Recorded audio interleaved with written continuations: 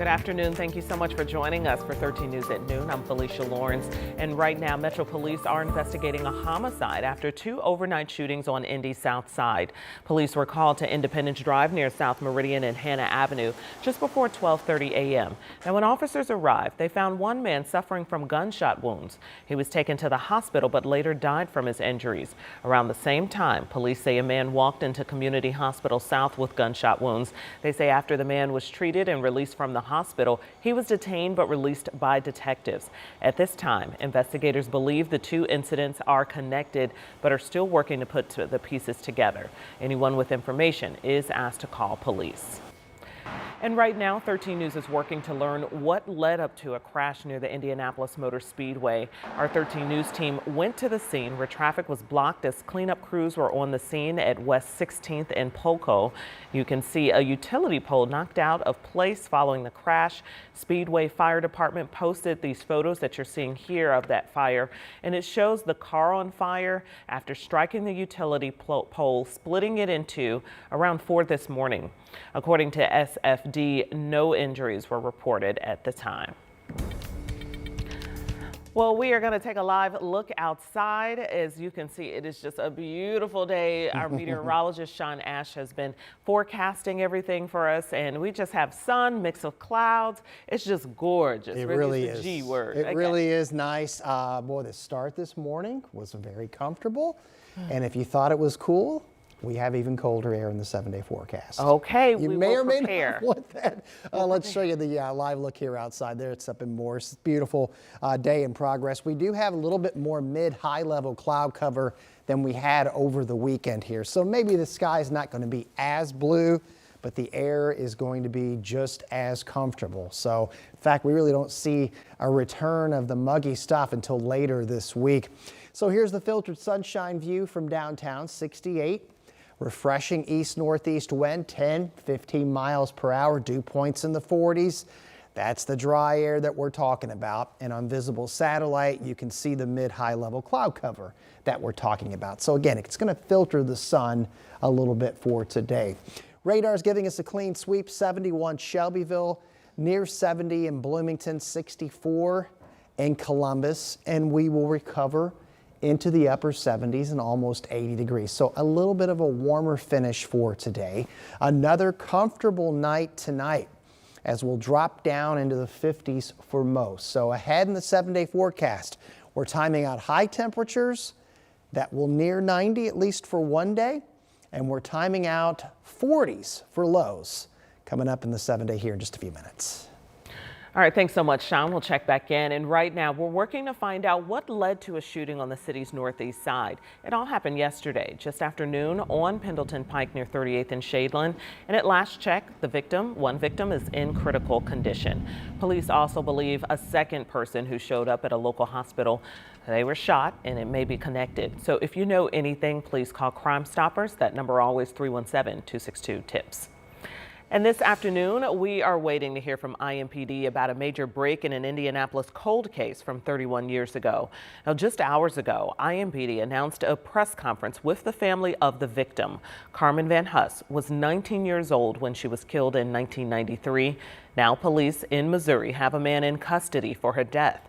Court documents show that police arrested 52-year-old Dana Shepard Friday. He's charged with 2 counts of murder and 1 count of rape in Carmen's death. Shepard is being held in a Missouri jail. An extradition hearing is set for tomorrow. Now, the press conference this afternoon is expected to detail how detectives identified Shepard as the killer.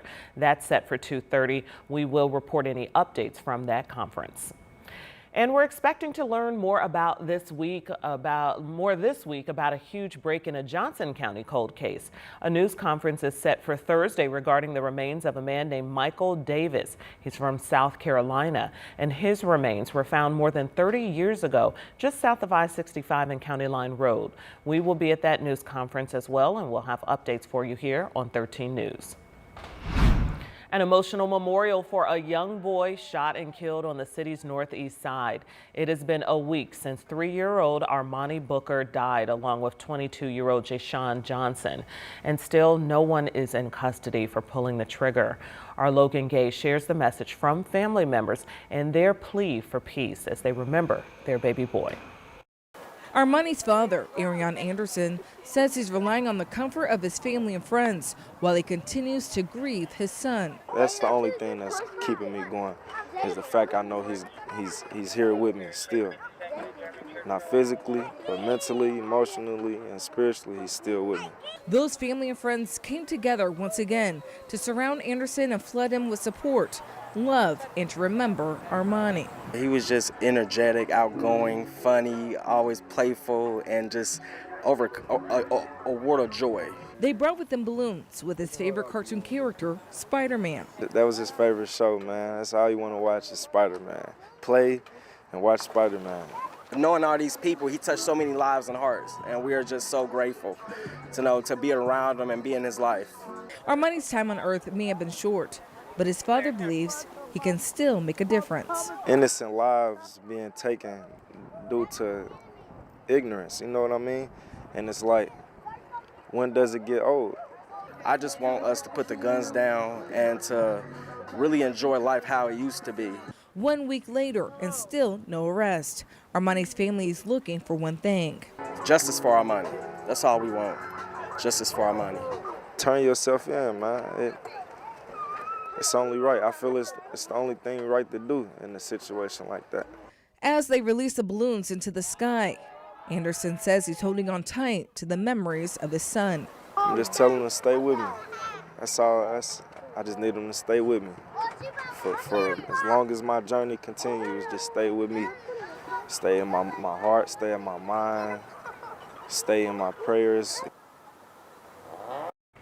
Armani's dad says he's planning his son's funeral for September 13th. It will be Spider-Man themed. The family says they will continue to fight for justice as there has been no arrest. Armani's family urges anyone who knows what happened that night to call police. And this Thursday, a special ceremony will take place to honor Indiana firefighters killed in the line of duty. It's happening at the Indiana Law Enforcement and Firefighters Memorial downtown, and it's hosted by the Professional Firefighters Union. 13 firefighters will be added to the monument. It all starts Thursday at 6 p.m. And during the Labor Day weekend, there were lots of great events across central Indiana. A street fair marked Labor Day over in Broad Ripple. Now, yesterday, people got to hang out, they tasted some good food, and they even heard some great music. And the fact that so many people are here today is just great. The fact that they knew about it and the fact they decided to come, they could have gone to a million different things, and they decided to come here to celebrate with us. So it really just kind of goes to show that support of live music is definitely there, the niche is there, and people are willing to go see it. The Jazz Kitchen near 54th and College Ave hosted that big event yesterday, and it was just great fun all around, a good time.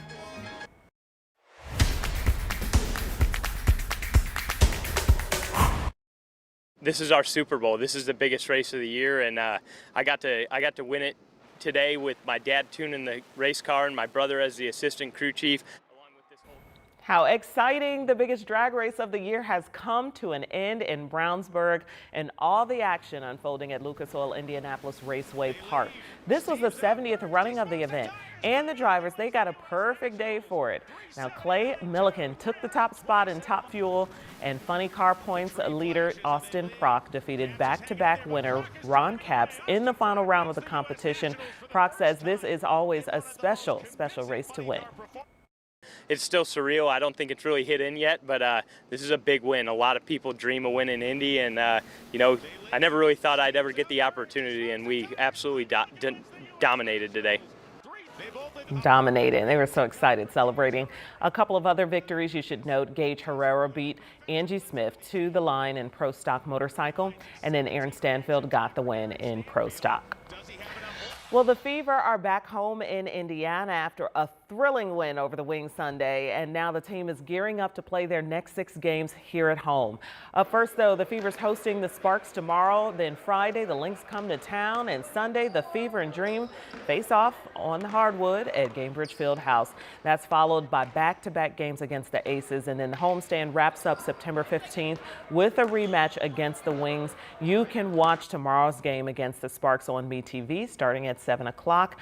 As always, we, Channel 13, are your home for local TV, your local TV home, rather, for the Indiana Fever. We got you covered. And as we know, the team is on fire. They're actually hoping to continue their 4-game winning streak. In the last 2 games, the Fever managed to reach the century mark, hitting 100 points against the Wings and the Sky. So good luck to the ladies.